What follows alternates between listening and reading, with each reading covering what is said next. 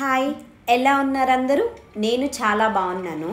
ఈరోజు అటుకులతో snacks and బ్రేక్ఫాస్ట్కి చాలా ఈజీగా అయిపోయే రెసిపీ అటుకులతో చూసేద్దాం.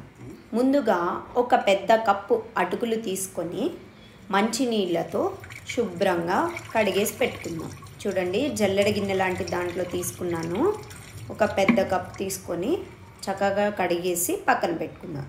ఇప్పుడు ఈ అటుకుల్ని పక్కన ఉంచేసి ఒక ఆనియన్, పచ్చిమిర్చి, శనగగుళ్ళు, జీడిపప్పు వీటిని తీసుకొని కట్ చేసి పెట్టేసుకుందాము.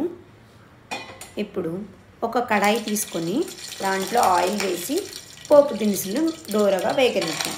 దోరగా వేగిన దాంట్లో జీడిపప్పు, శనగగిళ్ళు వేసుకొని వాటి వేగిన తరువాత ఉల్లిపాయ, పచ్చిమిర్చి వేసుకుందాం.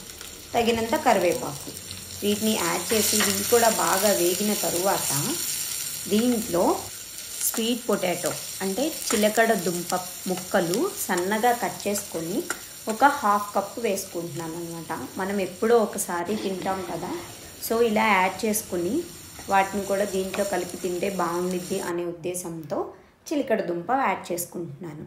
ఈ చిలకడ దుంపని బాగా వేగనిచ్చుకుందాం. మూత పెట్టి ఉడకనిస్తే త్వరగా ఉడికిపోతుంది.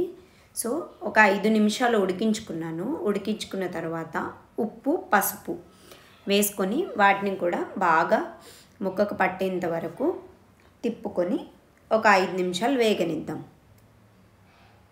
చూడండి, చక్కగా వేగుతున్నాయి. సో చిలకడ దుంపకి ఏంటి అంటే నెయ్యి ఆర్ వెన్నపూస వేసుకొని ఉడికించుకుంటే చాలా టేస్ట్ బాగుంటుంది అని చెప్పి నానమ్మలు, తాతలు చెప్తూ ఉంటారు కదా. సో అందుకని నేను నెయ్యి కూడా యాడ్ చేసుకుంటున్నాను టేస్ట్ కోసం అనేసి. ఇప్పుడు అటుకుల్ని వాటిలో యాడ్ చేసేసుకొని బాగా తిప్పుకుందాం. ఆ ఉప్పు, పసుపు ఆ ముక్కలంతా వీటికి కూడా పట్టేంత వరకు బాగా కలిపేసుకొని ఒక 2 స్పూన్స్ వాటర్ని వీటి మీద చల్లుకుందాం. ఎందుకు అంటే ఇవన్నీ వేగేంత లోపల అటుకులు కొంచెం డ్రై అయినట్లు అనిపించాయి.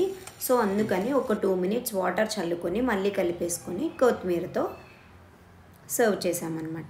ఇప్పుడు స్టవ్ ఆఫ్ చేసేసుకొని ఒక నిమ్మ చెక్క తీసుకొని, అంటే నిమ్మకాయలో హాఫ్ తీసుకొని నిమ్మరసం చల్లుకుందాం. స్టవ్ ఆఫ్ చేసిన తర్వాత ఈ పని చేద్దాము. సో అందుకని స్టవ్ ఆఫ్ చేసిన తర్వాత నిమ్మరసం పిండాను. సో ఇప్పుడు సర్వ్ చేసుకుంటే పుల్ల పుల్లగా నోటికి బాగుండేలాగా స్నాక్స్లా, బ్రేక్ఫాస్ట్ లాగా బాగుంటుంది.